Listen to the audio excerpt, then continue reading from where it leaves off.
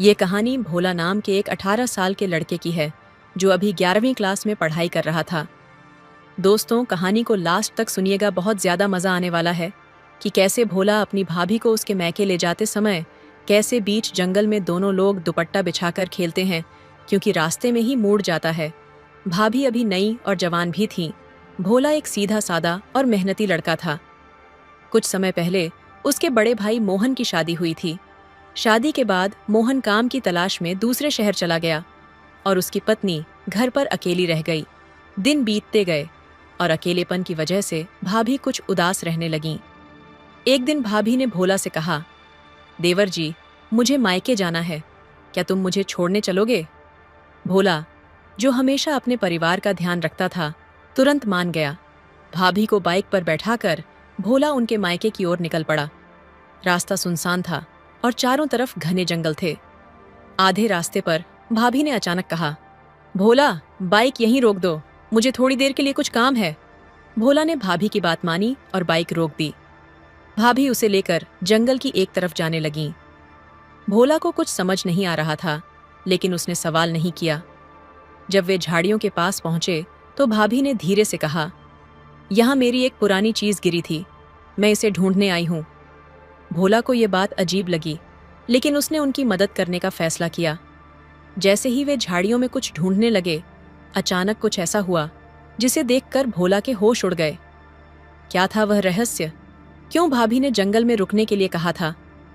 दोस्तों, इस सस्पेंस का खुलासा जानने के लिए वीडियो को अंत तक देखें, क्योंकि आगे जो होगा वह आपको हैरान कर देगा। ये कहानी है बिहार के एक छोटे से गांव की, जहां दो भाई रहा करते थे। बड़े भाई का नाम मोहन था, जिसकी उम्र करीब 28 साल थी।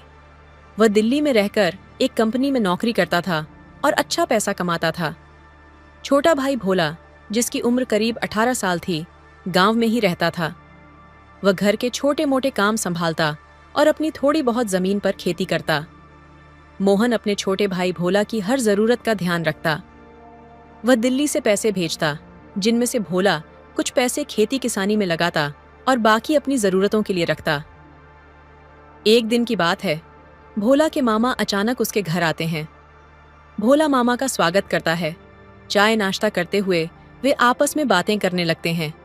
तभी मामा गंभीर होकर कहते हैं, भोला, तुम्हारा भाई मोहन अब जवान हो गया है, उसकी शादी के बारे में सोचना चाहिए। मैंने एक लड़की देखी है, पास के गांव की रहने वाली है, बहुत सुंदर, पढ़ी लिखी और समझदार है। मुझे लगता है वह मोहन के लिए बिल्कुल सही रहेगी। भोला थोड़ी झिझकते हुए कहता है, मामा जी, मैं तो छोटा हूं, इन बातों की ज्यादा समझ नहीं है। आप ही बड़े हैं, अगर आपको लगता है कि ये सही है तो आप बात आगे बढ़ा सकते हैं। लेकिन दोस्तों, आगे क्या हुआ? क्या मोहन इस रिश्ते के लिए तैयार हुआ? क्या भोला और उसके मामा की योजना सफल रही? या फिर इस कहानी में कोई ऐसा मोड़ आया जिसकी किसी ने कल्पना भी नहीं की थी? असली सच्चाई जानने के लिए देखिए हमारी पूरी कहानी। यह कहानी है दो भाइयों और उनके मामा की, जो एक साधारण गांव में रहते थे। बड़े भाई मोहन 28 साल का दिल्ली में काम करता था और छोटा भाई भोला 18 साल का गांव में घर और खेती संभालता था।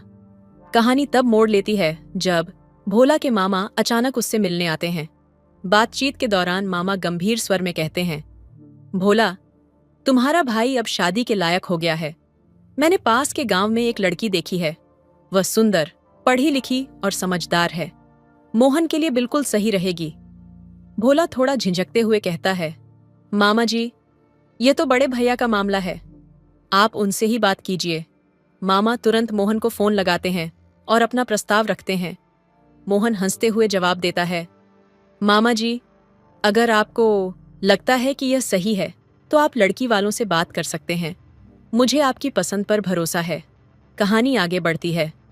मामा तुरंत लड़की के माता पिता से मिलने जाते हैं। लड़की का नाम अंजू है, 24 साल की, और गांव में अपनी सादगी और समझदारी के लिए जानी जाती है। मामा अंजू के परिवार से मोहन की तारीफ करते हैं। मेरा भांजा दिल्ली में नौकरी करता है और अच्छा कमाता है, वह बेहद समझदार और जिम्मेदार है।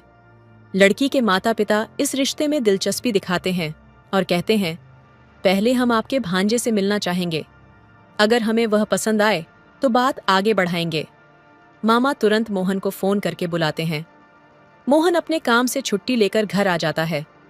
अब वह और मामा अंजू के घर जाने की तैयारी करते हैं। लेकिन क्या अंजू और उसके परिवार को मोहन पसंद आएगा? क्या यह रिश्ता बिना किसी रुकावट के तय हो जाएगा, या फिर इस कहानी में कुछ ऐसा होगा जो सभी को चौंका देगा? इस सस्पेंस का खुलासा जानने के लिए हमारी पूरी कहानी जरूर देखें। अगले भाग में हम आपको बताएंगे कि इस रिश्ते का अंजाम क्या हुआ। चैनल को सब्सक्राइब करें और बने रहें। दोस्तों, ये कहानी आगे बढ़ती है जब मोहन और अंजू का रिश्ता तय हो जाता है। लड़की वालों को मोहन का स्वभाव और काम पसंद आता है और वे इस रिश्ते को खुशी खुशी स्वीकार कर लेते हैं। शादी का दिन 2 महीने बाद वह खास दिन आता है जब मोहन दूल्हा बनता है और बारात लेकर अंजू के घर पहुंचता है। शादी का माहौल खुशनुमा होता है। बारातियों का स्वागत धूमधाम से किया जाता है। फिर मोहन और अंजू की शादी पूरे रीति रिवाजों के साथ हो जाती है। अंजू मोहन की दुल्हन बनकर उसके घर आती है। पहली रात जब मोहन अपनी पत्नी के कमरे में जाता है और उसका घूंघट उठाता है तो वह उसकी खूबसूरती देखकर मंत्रमुग्ध हो जाता है। दोनों एक दूसरे से बातचीत करते हैं, अपने जीवन के अनुभव साझा करते हैं और धीरे धीरे एक दूसरे के करीब आते हैं। 1 महीने का सुखद समय बीत जाता है। इसी बीच एक दिन मोहन को कंपनी से फोन आता है। फोन पर उसका मैनेजर कहता है, मोहन, कंपनी में एक जरूरी काम आ गया है, तुम्हें तुरंत वापस आना होगा। अगर तुम नहीं आए तो तुम्हारी नौकरी खतरे में पड़ सकती है। मोहन यह बात अंजू को बताता है। वह थोड़ा चिंता में पड़ जाता है, लेकिन अंजू समझदारी से जवाब देती है, अगर कंपनी ने अर्जेंट बुलाया है तो तुम्हें जाना चाहिए। काम सबसे जरूरी है, मैं यहाँ सब संभाल लूंगी। मोहन अपनी पत्नी की बात से सहमत होकर अपना सामान पैक करता है और अगले दिन दिल्ली की ओर रवाना हो जाता है। लेकिन दिल्ली जाने के बाद क्या मोहन का काम आसानी से पूरा हो गया? क्या अंजू ने अकेले अपने नए घर को संभाल लिया, या फिर इस कहानी में कोई ऐसा मोड़ आने वाला है जो इन दोनों के जीवन को बदल कर रख देगा? इस सस्पेंस का जवाब जानने के लिए जुड़े रहिए और पूरी कहानी देखें। अगले भाग में आपको यह जानने को मिलेगा कि आगे क्या हुआ। दोस्तों, ये कहानी एक दिलचस्प मोड़ लेती है। जब मोहन अपने काम के सिलसिले में दिल्ली चला जाता है तो अंजू को उसके बिना कुछ दिन अकेलापन महसूस होने लगता है। एक दिन भोला अपनी भाभी अंजू से कहता है, भाभी जी, आप इतनी उदास क्यों हो? क्या बात है? क्या आपको भैया की याद आ रही है? अंजू मुस्कुराते हुए कहती है, नहीं देवर जी, ऐसा कुछ नहीं है। भैया से मेरी रोज बात होती है, सब कुछ ठीक है। समय बीतता है और 1 महीने बाद अंजू के मायके से एक फोन आता है। फोन पर बताया जाता है कि अंजू की माँ की तबीयत अचानक खराब हो गई है और उसे अपनी माँ के पास जाना होगा। अंजू तुरंत भोला से कहती है, देवर जी, मेरी माँ की तबीयत खराब हो गई है, मुझे वहाँ जाना है, क्या आप मेरे साथ चलेंगे? भोला बिना किसी हिचकिचाहट के कहता है, भाभी जी, बिल्कुल, मैं आपको लेकर चलता हूँ। भोला अपनी भाभी अंजू को बाइक पर बैठाकर उसकी माँ के घर की ओर रवाना हो जाता है। रास्ते में एक होटल पड़ता है और भोला बाइक रोकते हुए कहता है, भाभी जी, मुझे थोड़ा भूख लग रही है, क्यों ना हम यहाँ रुककर थोड़ा नाश्ता करें, फिर आराम से चलेंगे। अंजू हंसते हुए कहती है, ठीक है देवर जी, थोड़ी देर आराम कर लेते हैं। ये दोनों होटल के अंदर जाते हैं और एक टेबल पर बैठकर नाश्ता करते हैं। भोला 2 समोसे मंगवाता है और दोनों साथ में नाश्ता करते हैं। फिर वे अपनी यात्रा जारी रखते हैं। लेकिन क्या अंजू की माँ की तबीयत सच में खराब थी, या फिर इसके पीछे कोई गहरी वजह थी? क्या अंजू और भोला के बीच इस सफर में कुछ ऐसा घटने वाला था जो पूरी कहानी का रुख बदल दे? इस सस्पेंस को जानने के लिए जुड़े रहिए। हम आपको बताएंगे कि आगे क्या हुआ। जब और थोड़ी दूरी पर ये दोनों पहुंचते हैं तो रास्ते में एक सुनसान जंगल आता है। चारों ओर झाड़ियां होती हैं। अब अंजू अपने देवर भोला से कहती है कि देवर जी, तुम बाइक यहीं पर रोक लो, मुझे थोड़ी देर के लिए यहाँ पर काम है। अब भोला अपने मन में सोचता है, इन झाड़ियों में भाभी को आखिर क्या काम हो सकता है? फिर भी वह बाइक रोक लेता है। अंजू नीचे उतर जाती है और भोला से पूछता है, भाभी जी, तुम्हें अचानक यहाँ क्या काम हो सकता है? अंजू जवाब देती है, देवर जी, मुझे इन झाड़ियों के बीच में थोड़ा सा काम है, हम दोनों को वहां जाना होगा। भोला अंजू की बात मान जाता है और दोनों वहां पर चलते हैं। थोड़ी देर बाद भोला अंजू से फिर पूछता है, भाभी जी, यहाँ तुम्हें क्या काम करना है? अंजू समझाते हुए कहती है, देवर जी, मैं बस तुमसे कुछ बातें करना चाहती हूँ। मैं चाहती हूँ कि तुम मेरे साथ थोड़ा समय बिताओ। भोला अब समझ जाता है और दोनों एक दूसरे के साथ कुछ वक्त बिताते हैं। थोड़ी देर बाद वे दोनों थक कर बैठ जाते हैं और फिर भोला अपनी भाभी को लेकर उसकी माँ के घर चला जाता है। अंजू अपनी बीमार माँ को देखकर चिंतित हो जाती है और कहती है, माँ, तुम समय पर दवाई नहीं ले रही हो, तुम समय पर खाना नहीं खा रही हो, इसीलिए तुम बीमार हो रही हो। फिर वह अपनी माँ से कहती है, मैं तुमसे मिलने के लिए आई हूँ, लेकिन ज्यादा समय नहीं रुक सकती क्योंकि मुझे कल सुबह अपने ससुराल जाना होगा। उसकी माँ कहती है, ठीक है बेटा, कोई बात नहीं, तुम यहाँ तक आई हो, मेरे लिए यही काफी है। अगले दिन सुबह भोला अपनी भाभी को बाइक पर बैठाकर घर वापस चला जाता है। अंजू ने भोला से जो समय बिताया उसमें वह खुश थी और यह एक सामान्य रिश्ते का हिस्सा था जहां दोनों एक दूसरे के साथ समय बिताते थे। अब दोनों नियमित रूप से एक दूसरे से संवाद करते थे और एक दूसरे की मदद करते थे। समय के साथ अंजू ने एक बच्चे को जन्म दिया। मोहन, जो दिल्ली से वापस घर आ गया था, अपनी पत्नी के साथ रहने लगा। जीवन में कई बार लोग अपनी इच्छाओं और जरूरतों के लिए अन्य लोगों से सहायता लेते हैं। अंजू ने अपनी कठिनाइयों को हल करने के लिए, अपनी मदद के लिए अपने परिवार के सदस्य का सहारा लिया। हालांकि यह स्थिति जटिल थी और उसे अपने जीवन में जिम्मेदारियों को समझने की आवश्यकता थी। मोहन अपने बच्चे से बहुत प्यार करता था और उसने उसे अपना बच्चा समझा। हालांकि वह यह भी जानता था कि जीवन में चीजें कभी-कभी उम्मीद के मुताबिक नहीं होतीं। ये कहानी हमें यह सिखाती है कि हमें अपने कार्यों के परिणामों के बारे में सोच समझकर निर्णय लेने चाहिए। परिवार और रिश्तों को सशक्त बनाने के लिए प्यार, विश्वास और जिम्मेदारी बहुत महत्वपूर्ण है। इस कहानी को सुनाने का उद्देश्य आपको किसी भी तरह से परेशानी में डालना नहीं है, बल्कि यह जागरूकता प्रदान करना है कि हर एक कदम और निर्णय के पीछे जिम्मेदारी होती है। हमें अपने जीवन और रिश्तों में हमेशा सावधानी बरतनी चाहिए। धन्यवाद और दोस्तों, अपना और अपने परिवार का ख्याल रखें। हम फिर एक नई कहानी के साथ मिलेंगे। हेलो दोस्तों, स्वागत है आपका हमारे YouTube चैनल पर। आज की कहानी बहुत ही अच्छी है। नेहा, एक 18 साल की जिंदा दिल लड़की, अपने छोटे से गांव में रहती थी। वह 12वीं कक्षा की छात्रा थी, लेकिन पढ़ाई लिखाई में उसका मन नहीं लगता था। नेहा के पिता का सपना था कि उनकी बेटी एक सरकारी अफसर बने और उनका नाम रोशन करे। वह उसे पढ़ाई में प्रोत्साहित करते, लेकिन नेहा का झुकाव कुछ और ही था। नेहा अपने दोस्तों के साथ मस्ती करने, खेल कूद में वक्त बिताने और गांव की गलियों में बेफिक्र दौड़ने में ज्यादा खुश रहती थी। उसकी यह आदत और खासकर लड़कों जैसे कपड़े पहनना उसके माता पिता को परेशान करता था। वे उसे बार बार समझाने की कोशिश करते कि वह लड़की है और उसे समाज के अनुसार व्यवहार करना चाहिए। नेहा, लड़कियों जैसे कपड़े पहनो, ये लड़कों के बीच खेल कूद करना बंद करो, तुम्हें पढ़ाई पर ध्यान देना चाहिए, तुम्हारा भविष्य इससे खराब हो जाएगा, उसकी माँ रोज समझाती। लेकिन नेहा अपने मन की मालिक, उनकी बातों पर ध्यान नहीं देती। एक दिन नेहा के पिता का गुस्सा अपने चरम पर पहुंच गया। उन्होंने गुस्से में कह दिया, तुम लड़की नहीं हो नेहा, तुम्हारी हरकतें देखकर लगता है तुम एक किन्नर हो। लड़कों के साथ खेल कूद और उनका जैसा व्यवहार करना ही तुम्हें अच्छा लगता है। पिता की इस बात ने नेहा के दिल को गहराई तक चोट पहुंचाई। वह रात भर रोती रही। पहली बार उसे महसूस हुआ कि उसके अपने पिता भी उसकी पहचान पर सवाल उठा रहे हैं। उस रात नेहा ने एक फैसला किया। उसने ठान लिया कि वह अपने पिता को गलत साबित करके रहेगी। उसने अपनी जिंदगी को एक नई दिशा देने की ठानी। अगले दिन से ही नेहा ने अपने दोस्तों से दूरी बना ली और अपने पढ़ाई में पूरी लगन से जुट गई।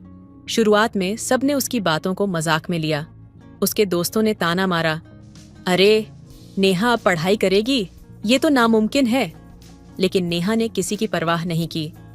नेहा सुबह जल्दी उठती, घंटों पढ़ाई करती और अपने सपनों को पाने के लिए मेहनत करती। कई बार वह थक जाती, लेकिन उसके पिता की कही वह कड़वी बात उसे हर बार नई ऊर्जा देती। सालों की मेहनत के बाद नेहा ने वह कर दिखाया जो किसी ने सोचा भी नहीं था। उसने सिविल सर्विस परीक्षा पास कर ली और एक बड़ी सरकारी अफसर बन गई। उसके पिता की आंखों में गर्व के आंसू थे। एक दिन जब नेहा ने अपने पिता से कहा, पापा, आपने मुझे किन्नर कहा था, लेकिन वही बात मेरी ताकत बन गई। आज मैं जो कुछ भी हूं उसमें आपकी बातों का बड़ा हाथ है। तो उसके पिता भावुक हो गए। उन्होंने नेहा को गले लगाते हुए कहा, बेटा, तुमने हमें गर्व महसूस करवाया है। मुझसे गलती हुई थी, लेकिन तुमने मुझे गलत साबित कर दिया। ये कहानी मध्य प्रदेश के एक छोटे से गांव की है, जहां एक साधारण सा परिवार रहता था। परिवार में 4 सदस्य थे। पिता रघुवीर, जो मेहनती किसान थे, उनकी पत्नी सुशीला, एक समर्पित गृहिणी, और उनके 2 बच्चे, बड़ी बेटी नेहा और उसका छोटा भाई अंशु। नेहा 18 साल की थी और 12वीं कक्षा में पढ़ रही थी। उसके पिता का सपना था कि वह अपनी बेटी को पढ़ा लिखा कर एक सम्मानित सरकारी अफसर बनाए। उन्होंने अपने जीवन की हर छोटी बड़ी खुशी को ताक पर रखकर यह सपना देखा था। लेकिन नेहा का मन पढ़ाई में नहीं लगता था। उसके हर विषय में नंबर कम आते थे और वह बार बार असफलताओं का सामना करती थी। नेहा का स्वभाव उसके माता पिता के लिए हमेशा चिंता का विषय रहा।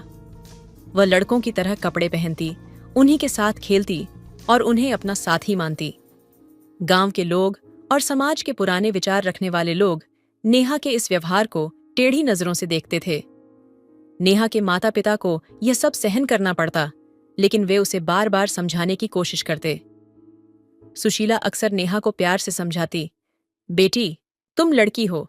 समाज लड़कियों से एक अलग उम्मीद रखता है। तुम्हें लड़कियों की तरह रहना चाहिए। लेकिन नेहा का जवाब हमेशा वही होता, माँ, मैं जैसे हूं वैसे ही खुश हूं। मैं खुद को बदलना नहीं चाहती। नेहा के इस स्वभाव के पीछे एक छुपा हुआ दर्द था, जिसे शायद किसी ने महसूस नहीं किया। वह समाज की उन बेड़ियों से आजाद रहना चाहती थी जो लड़कियों को सीमित कर देती हैं। नेहा अपने तरीके से जीने की चाह रखती थी, लेकिन अपने पिता के सपने और समाज के दबाव के बीच वह अक्सर खुद को टूटा हुआ महसूस करती। एक दिन रघुवीर ने नेहा से कहा, बेटी, तुम्हारे माता पिता होने के नाते हमने तुम्हारे लिए सपने देखे हैं, लेकिन अगर तुम वही करना चाहती हो जो तुम्हारा दिल कहता है, तो हम तुम्हें रोकेंगे नहीं। बस इतना ध्यान रखना कि तुम्हारे फैसले तुम्हारे भविष्य को बर्बाद न करें। ये सुनकर नेहा की आंखों में आंसू आ गए। उसने पहली बार महसूस किया कि उसके पिता के सपनों के पीछे उनका कितना प्यार और त्याग छिपा है। उसने ठान लिया कि वह पढ़ाई में मेहनत करेगी, लेकिन अपने असली स्वभाव को नहीं बदलेगी। नेहा ने धीरे धीरे पढ़ाई पर ध्यान देना शुरू किया। अपने माता पिता की उम्मीदों को पूरा करने और अपनी पहचान को बनाए रखने की इस जद्दोजहद ने उसे और मजबूत बना दिया। मध्य प्रदेश के एक छोटे से गांव में नेहा के परिवार पर समाज का दबाव दिन प्रतिदिन बढ़ता जा रहा था। नेहा के माता पिता उसकी हरकतों से चिंतित थे। उनकी बेटी का व्यवहार, लड़कों जैसे कपड़े पहनना और उन्हीं के साथ खेलना गांव वालों की चर्चा का विषय बन चुका था। एक दिन नेहा के पिता रघुवीर और मां सुशीला ने फैसला किया कि नेहा को डॉक्टर के पास ले जाया जाए। कहीं ऐसा तो नहीं कि उसकी मानसिक स्थिति ठीक न हो। जब डॉक्टर ने नेहा का पूरा चेकअप किया तो उन्होंने कहा, आपकी बेटी पूरी तरह से स्वस्थ है। ये कोई बीमारी नहीं है, बस उसका व्यक्तित्व है। उसे समझने की कोशिश कीजिए। डॉक्टर की यह बात सुनकर माता पिता थोड़ा आश्वस्त हुए, लेकिन गांव वालों की तीखी टिप्पणियां लगातार उनकी आत्मा को छलनी करती रहीं। लोग कहते, आपकी बेटी तो लड़कों के साथ रहती है, वह लड़की नहीं, किन्नर जैसी है। इन शब्दों ने रघुवीर और सुशीला को भीतर तक हिला दिया। समाज के इस ताने और दबाव ने रघुवीर का धैर्य तोड़ दिया। एक दिन जब नेहा अपने दोस्तों के साथ खेलकर घर लौटी तो रघुवीर गुस्से से भर उठे। उन्होंने नेहा को डांटा और कहा, मुझे तो लगता है तुम लड़की नहीं हो, तुम किन्नर हो, इसलिए तुम लड़कों जैसे कपड़े पहनती हो और उन्हीं के साथ रहती हो। नेहा के लिए यह शब्द किसी तीर की तरह थे। उसने अपने पिता की आंखों में जो निराशा देखी, उसने उसकी आत्मा को झकझोर दिया। आंसुओं से भरी आंखों और कांपती आवाज में नेहा ने जवाब दिया, पिताजी, आप सोचते हैं कि मैं किन्नर हूं, लेकिन मैं आपको एक दिन साबित करके दिखाऊंगी कि मैं किन्नर नहीं, बल्कि आपकी उम्मीदों पर खरी उतरने वाली एक बेटी हूं। उस रात नेहा पूरी तरह टूट चुकी थी। वह अकेले बैठकर सोचने लगी कि क्या वह सच में गलत है, क्या उसका व्यवहार उसके माता पिता और समाज के लिए बोझ बन गया है। लेकिन फिर उसने अपने अंदर एक नई ऊर्जा महसूस की। उसने ठान लिया कि वह अपने तरीके से अपनी पहचान बनाएगी और अपने माता पिता को गर्व महसूस कराएगी। नेहा ने खुद को बदलने की कोशिश नहीं की, बल्कि अपनी सोच और मेहनत को बदल दिया। उसने पढ़ाई पर ध्यान केंद्रित करना शुरू किया। अब उसका हर कदम उसके माता पिता के सपनों और समाज की धारणाओं को चुनौती देने के लिए था। नेहा अपने माता पिता के शब्दों से आहत थी, लेकिन उसने हार मानने के बजाय एक निर्णय लिया। उसने अपने मन में ठान लिया कि वह उन्हें दिखाएगी कि वह एक लड़की है और अपनी पहचान और सामर्थ्य को साबित करेगी। दिन बीतते गए।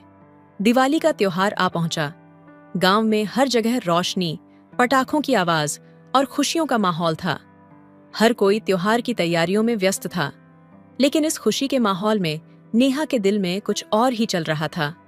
दिवाली की रात, जब पूरा परिवार त्योहार में व्यस्त था, नेहा अपने कमरे में चली गई।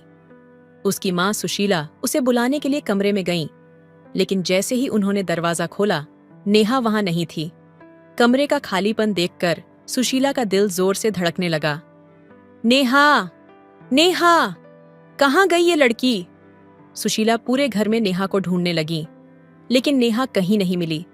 घबराई हुई सुशीला ने अपने पति रघुवीर को बताया, नेहा घर में नहीं है, मैंने हर जगह देख लिया।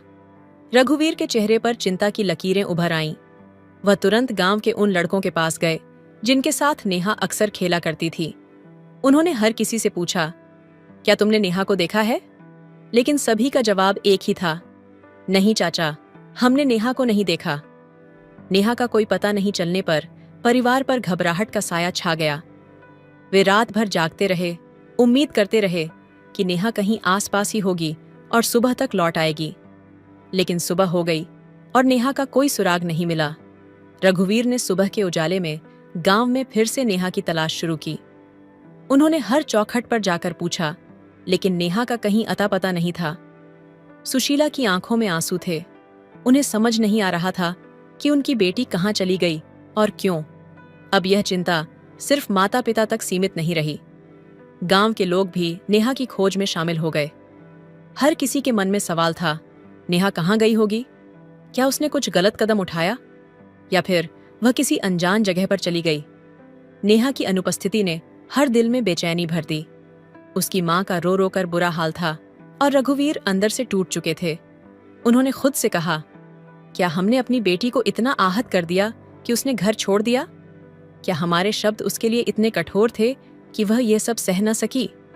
लेकिन किसी को नहीं पता था कि नेहा ने यह कदम क्यों उठाया। उसने अपने दिल में क्या ठान रखा था? और सबसे बड़ा सवाल यह था, क्या नेहा लौट कर आएगी? नेहा के अचानक गायब होने से परिवार की दुनिया थम सी गई थी। रघुवीर और सुशीला हर गली, हर चौखट पर अपनी बेटी को ढूंढ चुके थे। जब उनकी हर कोशिश नाकाम रही, तो आखिरकार वे थके हारे नजदीकी पुलिस स्टेशन पहुंचे और नेहा की गुमशुदगी की रिपोर्ट दर्ज करवाई। पुलिस तुरंत हरकत में आई। नेहा का मामला अब एक अनजान चुनौती बन गया था। सबसे पहले उन लड़कों से पूछताछ की गई जिनके साथ नेहा खेला करती थी।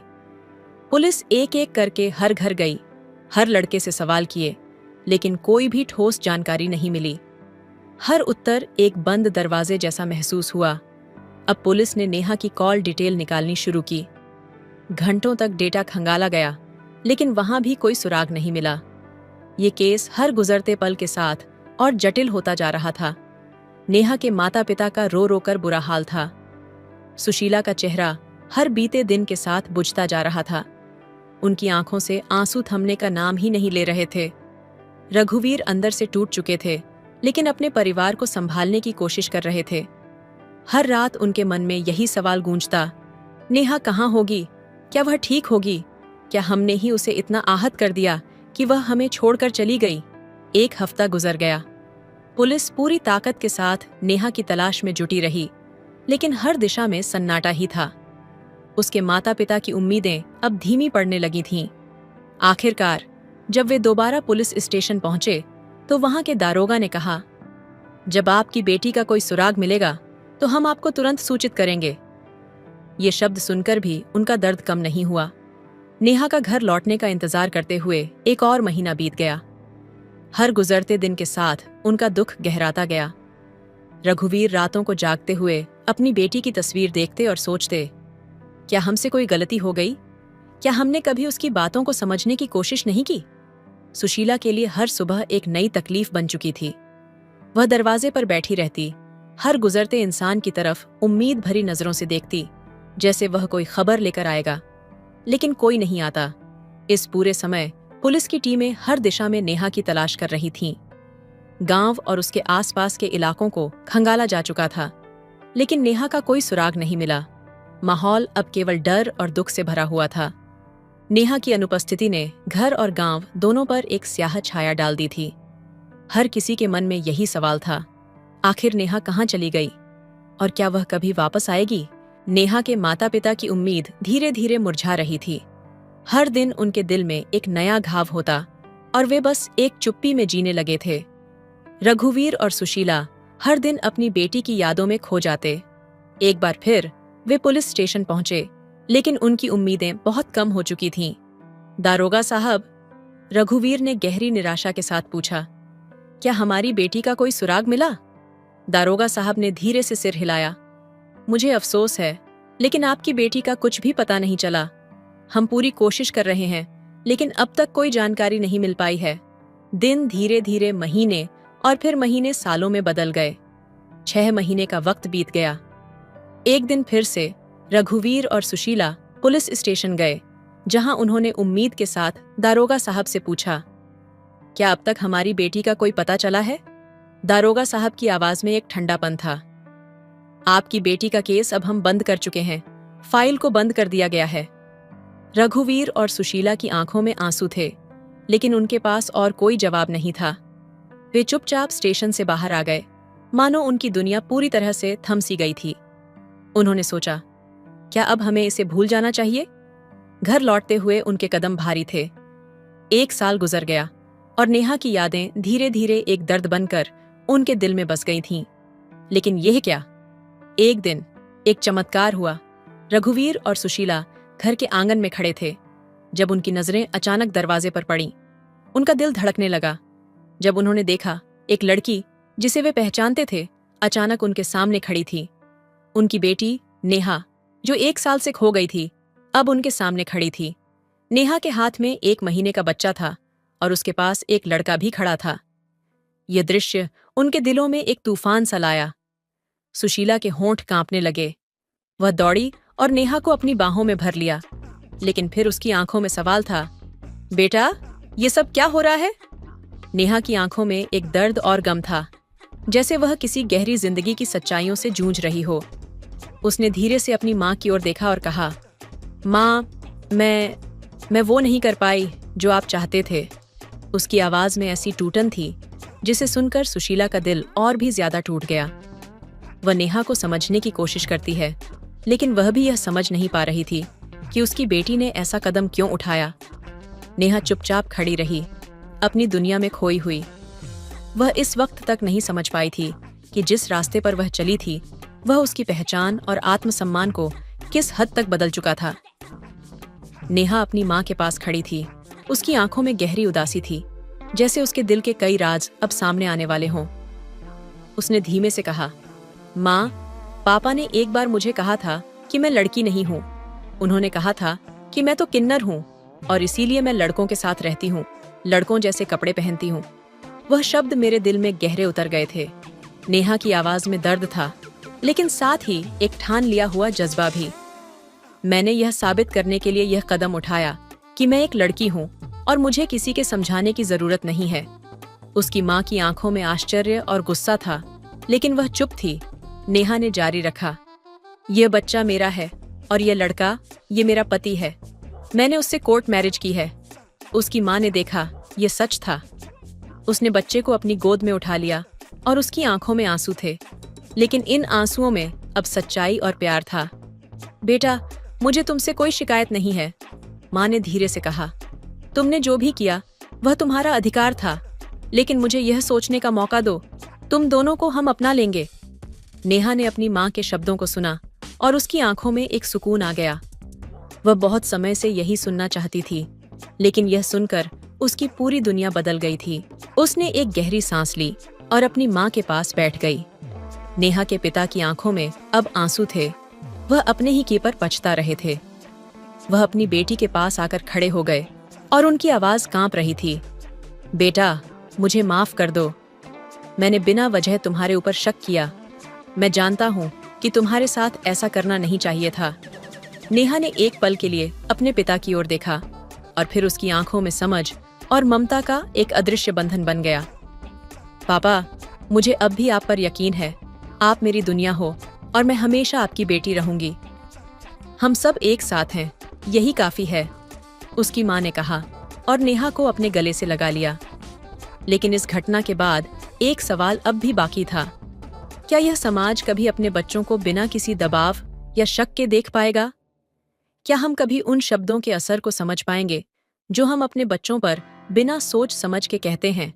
इस कहानी का उद्देश्य यही है कि कभी भी किसी के प्रति शक और अनावश्यक दबाव न डालें, क्योंकि आप नहीं जानते कि आपकी एक छोटी सी बात किसी के दिल में क्या असर डाल सकती है और वह क्या कदम उठा सकता है जो आपके लिए शायद समझ में ना आए, लेकिन उसकी जिंदगी के लिए अहम हो। यह कहानी हमें कई महत्वपूर्ण बातें सिखाती है जो हमारे जीवन में सकारात्मक बदलाव ला सकती हैं। इन सिक्खों को संक्षेप में इस प्रकार समझा जा सकता है: अपनी पहचान को स्वीकारें। कहानी यह बताती है कि हर व्यक्ति की अपनी एक अलग पहचान होती है, जिसे हमें समझने और स्वीकारने की आवश्यकता है। नेहा ने अपनी पहचान के साथ संघर्ष किया, लेकिन जब उसने खुद को स्वीकार किया तो उसकी जिंदगी में शांति और समझ आई। हमें अपनी असलियत को समझने और उसे स्वीकारने का साहस रखना चाहिए। समाज के दबाव से ऊपर उठें। समाज के बनाए गए नियम और धारणाओं से परे जाकर हमें खुद की शर्तों पर जीने का हक है।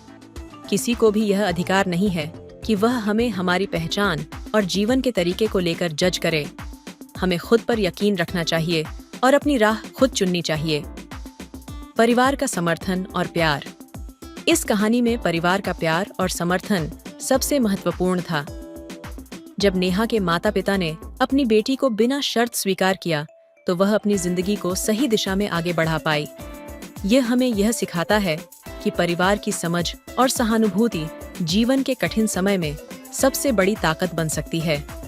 माफी और समझ की अहमियत। नेहा के पिता ने अपनी बेटी से माफी मांगी और अपनी गलतियों को स्वीकार किया। यह दिखाता है कि माफी मांगना और अपने कार्यों के लिए जिम्मेदारी लेना किसी भी रिश्ते को मजबूत बनाता है। हमें अपनी गलतियों को स्वीकार करके माफी मांगने का साहस रखना चाहिए ताकि रिश्ते में विश्वास और समझ बनी रहे। शब्दों की ताकत। कहानी में यह भी सिखाया गया है कि हमारे शब्दों का दूसरों पर गहरा असर हो सकता है। हमें कभी भी किसी को नीचा दिखाने या बिना सोच समझे कोई बात नहीं करनी चाहिए। शब्दों का चुनाव हमेशा समझदारी से करना चाहिए, क्योंकि वे किसी की आत्मा को छू सकते हैं या उसे चोट पहुंचा सकते हैं। ये कहानी हमें यह सिखाती है कि हमें अपने बच्चों, परिवार और समाज के लोगों को बिना किसी पूर्वाग्रह के समझना चाहिए। उनकी पहचान और निर्णयों को सम्मान देना चाहिए, क्योंकि हम कभी नहीं जान सकते कि हमारी एक छोटी सी बात किसी के जीवन को कैसे प्रभावित कर सकती है। तो दोस्तों, आपको यह कहानी कैसी लगी? कमेंट करके जरूर बताएं। मिलते हैं अगले कहानी में, तब तक अपना ख्याल रखिए। धन्यवाद। हेलो दोस्तों, स्वागत है आपका हमारे YouTube चैनल पर। आज की कहानी बहुत ही दिलचस्प है। वह एक सुबह की यात्रा थी जब दिव्या अपनी रोज की यात्रा के लिए ट्रेन में सवार हुई। भीड़-भाड़ के बावजूद वह अपने आप को शांत रखने की कोशिश कर रही थी, लेकिन अचानक सामने वाले सीट पर बैठा युवक उसकी नजरों में आ गया। वह लड़का, जो बहुत ही आकर्षक और स्मार्ट दिखता था, बार बार उसकी ओर देख रहा था और हल्की सी मुस्कान के साथ उसकी तरफ इशारा कर रहा था।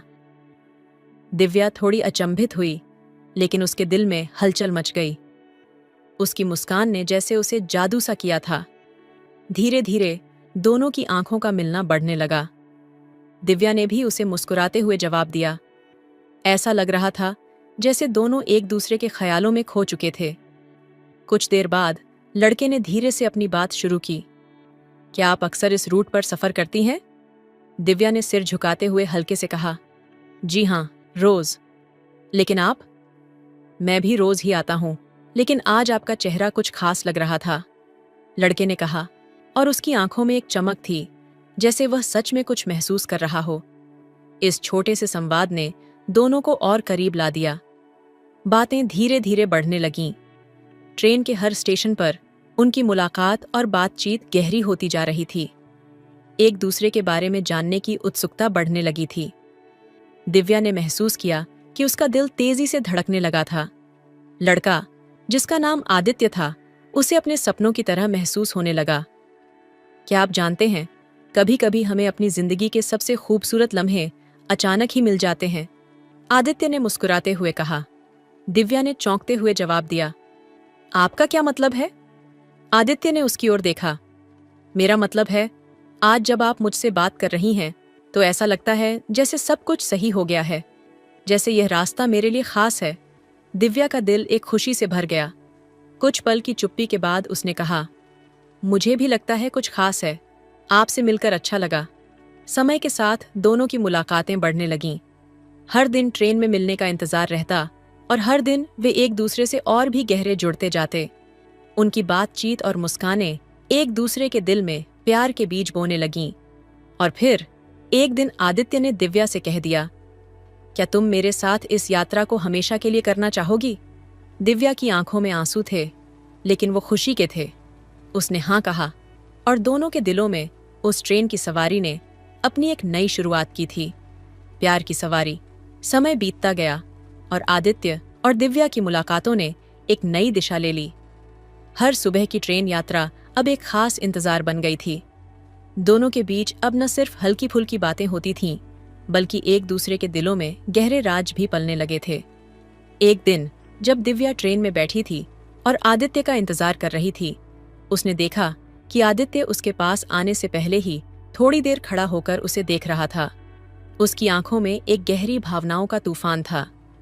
जब आदित्य सामने आया तो दिव्या ने मुस्कान के साथ पूछा, क्या हुआ? आज कुछ अलग लग रहे हो। आदित्य ने अपनी नजरें दिव्या की आंखों में डालीं और कहा, तुमसे मिलने से पहले मैं कभी नहीं जानता था कि किसी से इतना जुड़ाव महसूस हो सकता है। तुम्हारे बिना ये ट्रेन की यात्रा अब अधूरी सी लगती है। तुमसे हर दिन बात करके, हर पल तुम्हारे साथ बिताकर मुझे ऐसा महसूस होता है जैसे मेरी जिंदगी में एक नया रंग आ गया हो। दिव्या के दिल में हलचल मच गई। उसका चेहरा गुलाबी हो गया और वह कुछ कहने से पहले थोड़ी देर चुप रही। फिर उसने कहा, मुझे भी यही लगता है। तुम्हारे साथ ये सफ़र और भी खूबसूरत लगने लगा है। जैसे हमारी बातें, हमारी मुस्कान, सब कुछ बहुत खास है। आदित्य ने उसकी बातों को महसूस किया और बिना कुछ कहे उसने दिव्या का हाथ अपने हाथों में ले लिया। दिव्या के दिल की धड़कनें तेज हो गईं।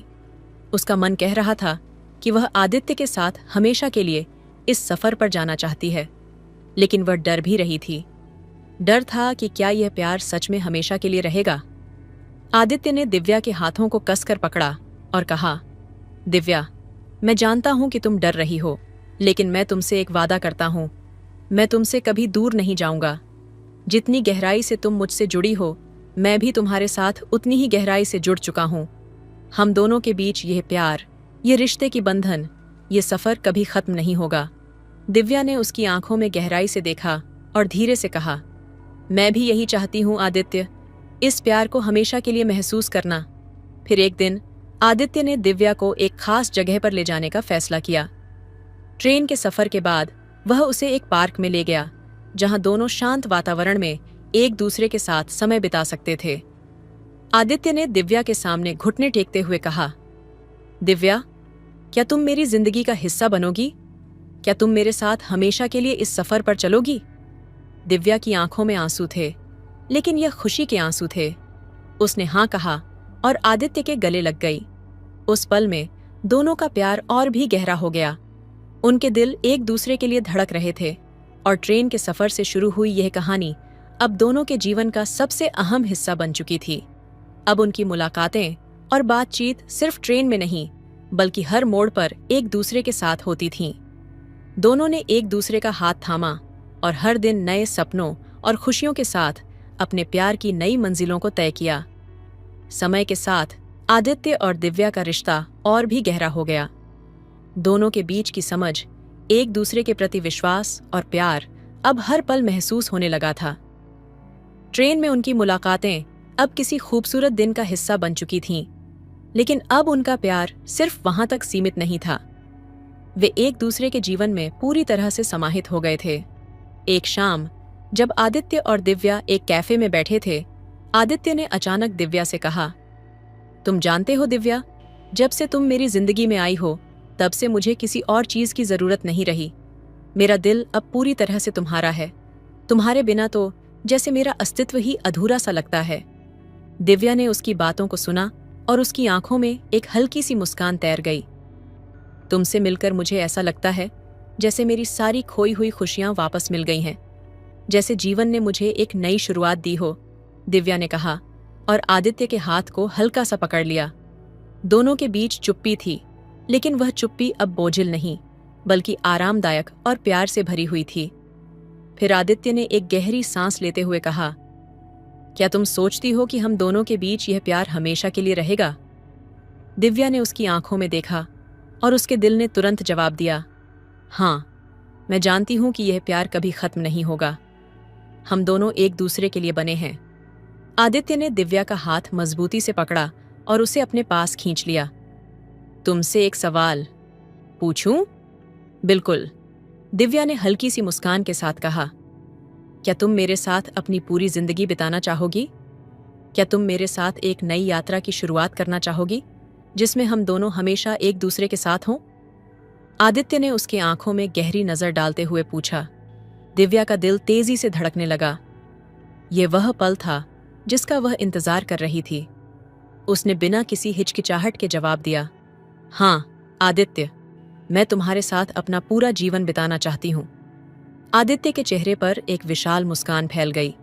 उसने दिव्या को अपनी बाहों में लपेट लिया और उसे कसकर अपने पास खींच लिया।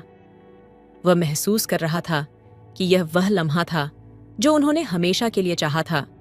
इस दिन के बाद आदित्य और दिव्या ने अपनी जिंदगी की सबसे खूबसूरत शुरुआत की। एक दूसरे के साथ बिताए हर पल ने उनके रिश्ते को और भी मजबूत किया। वे एक दूसरे के सपनों का हिस्सा बन गए थे और उनकी यात्रा अब कभी खत्म नहीं होने वाली थी। हर दिन एक नया सपना, एक नई खुशी लेकर आता था। कुछ महीने बाद आदित्य ने दिव्या के लिए एक और बड़ा कदम उठाया।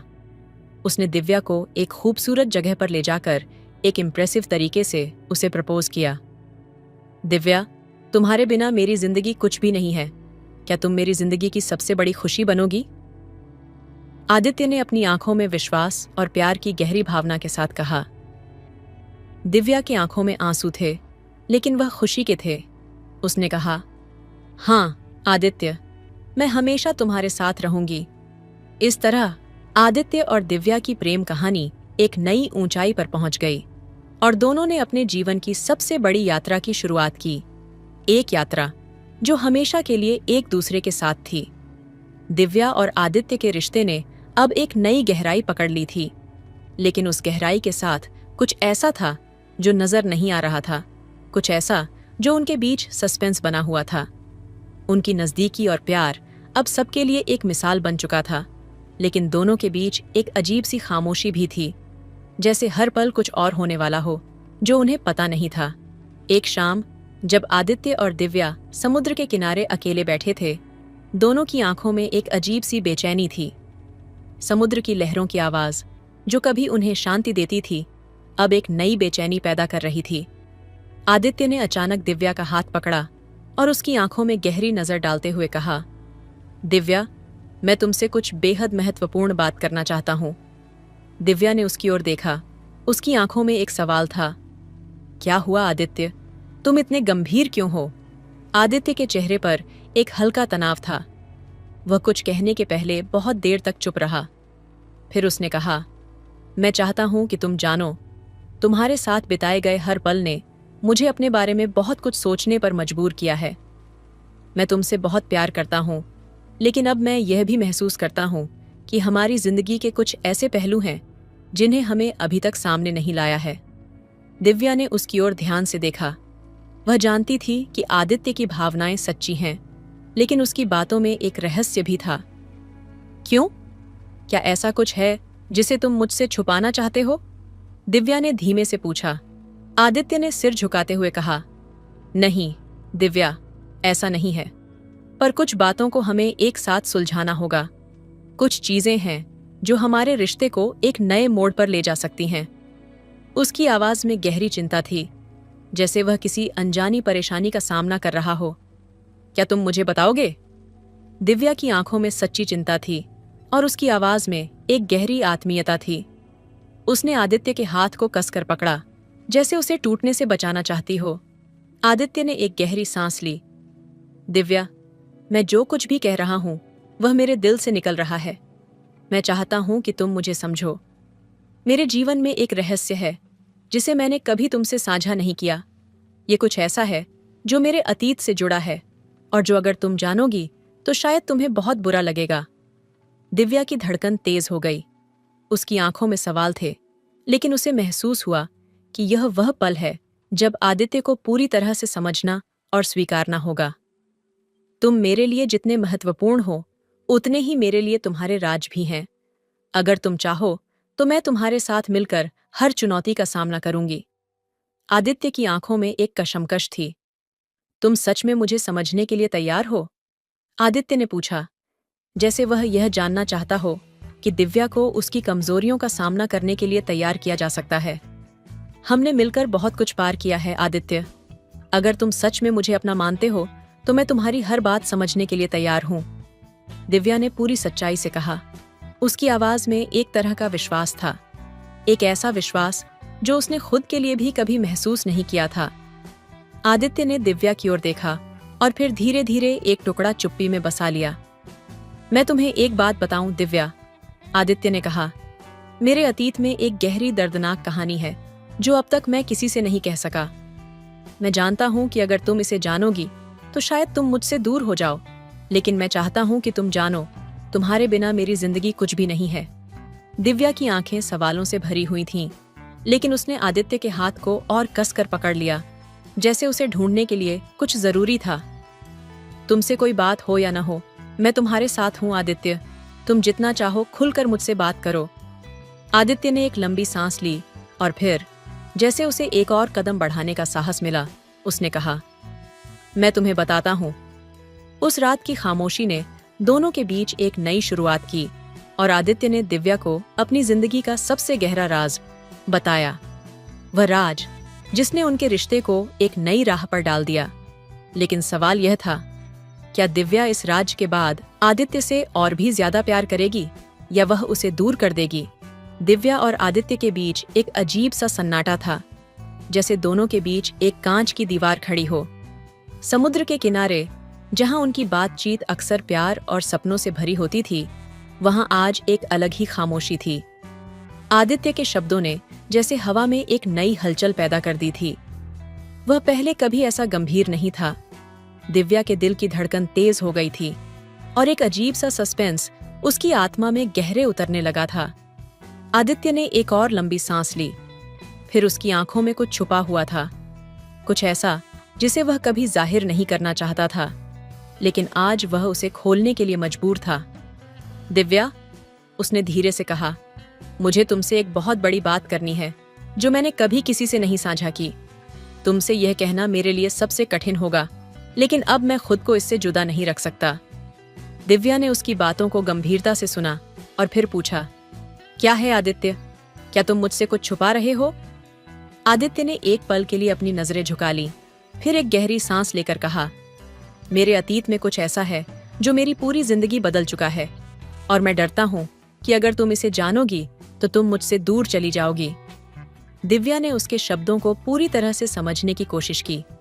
उसकी आवाज में न सिर्फ प्यार था, बल्कि एक गहरी चिंता भी थी। आदित्य, हम दोनों ने एक दूसरे से बहुत कुछ सीखा है। तुम्हारा अतीत तुम्हारा हिस्सा है और मैं चाहती हूँ कि तुम मुझे अपनी पूरी कहानी बताओ, ताकि हम दोनों एक दूसरे को सही से समझ सकें।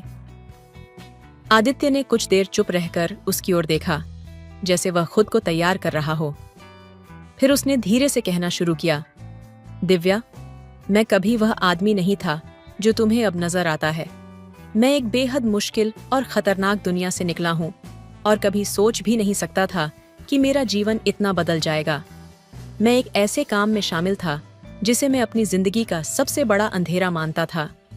दिव्या की आंखों में सवाल था, लेकिन उसकी आवाज में एक विश्वास था। क्या तुम मुझे यह सब समझा रहे हो आदित्य? क्या तुम एक बार फिर वही सब कर रहे हो? आदित्य ने उसके सवाल का जवाब देने से पहले एक लंबी खामोशी बनाई। नहीं दिव्या, मैं अब वह आदमी नहीं हूं। वह सब खत्म हो चुका है। लेकिन जब मैं तुम्हारे पास आया तो मुझे लगा जैसे मैं अपने अतीत को छोड़ चुका हूं और तुम ही मेरी नई शुरुआत हो। दिव्या को अब समझ में आ रहा था कि आदित्य की चुप्पी में कितनी गहरी तड़प और दर्द था। तुम्हारा अतीत तुम्हारे साथ रहेगा आदित्य, लेकिन वो अतीत कभी भी तुम्हारी जिंदगी में वापसी नहीं करेगा, क्योंकि तुम अब मेरे साथ हो और हम दोनों का भविष्य एक साथ है। आदित्य ने उसकी बातों को महसूस किया और फिर उसे अपनी ओर खींच लिया। दिव्या, क्या तुम सच में मेरे साथ इस अंधेरे अतीत को अपने जीवन का हिस्सा बनाओगी? हम दोनों का भविष्य साफ है आदित्य, और हम दोनों ने अपने अतीत से निकलकर एक नई शुरुआत की है। हम जो भी करेंगे हम एक दूसरे के साथ करेंगे। दिव्या ने ठान लिया और उसके गले लग गई। लेकिन कहानी यहाँ खत्म नहीं होती। ठीक उसी वक्त आदित्य के फोन की घंटी बजी। एक अनजाना नंबर था। आदित्य ने बिना किसी सवाल के फोन उठाया और जैसे ही वह सुनने लगा उसका चेहरा सफेद पड़ गया। क्या? ये कैसे हो सकता है? उसने बुदबुदाया। दिव्या ने घबराई हुई आवाज में पूछा, क्या हुआ आदित्य? तुम ठीक हो? आदित्य ने फोन रखते हुए धीरे से कहा, दिव्या, वह अतीत अब वो मेरे पीछे नहीं छोड़ेगा और मुझे लगता है वह हमारे पास आ रहा है। दिव्या का दिल तेजी से धड़कने लगा। वह समझ गई कि आदित्य का अतीत सिर्फ उसका नहीं, अब उनका भी हिस्सा बनने वाला था और अब उन्हें इस खतरनाक अतीत से लड़ना था। लेकिन क्या वे साथ मिलकर इस अतीत को मात दे पाएंगे? क्या उनका प्यार इस संकट से पार पा सकेगा? यह एक ऐसा सवाल था जिसका जवाब उन्हें खुद ही ढूंढना था। कहानी अब एक नई दिशा में मोड़ लेने वाली थी और दोनों के लिए यह सबसे कठिन लेकिन रोमांचक सफर था। तो दोस्तों, आपको यह कहानी कैसी लगी कमेंट में जरूर बताएं।